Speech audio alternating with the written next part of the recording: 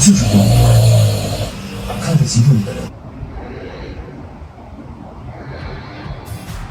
平常会鼻塞吗？会，这个都跟呼吸道的阻力有关，包括从鼻子、嘴巴进来。如果这个地方比较狭窄，那就会造成我们的软腭拍动，造成打呼以及睡眠呼吸中止这2种情况。鼻子可能就要把这个鼻夹做个处理，让它缩小。口面部分我们可以看到悬雍垂特别长，然后软腭空间比较狭小，舌根也比较厚一点。我们可以选择用雷射或是用高周波的方式做手术，鼻子会变得比较不容易鼻塞，比较不会过敏，那对打呼也都有帮忙。就是动物，看着欺负你的人不能想地，有气的为难的角色。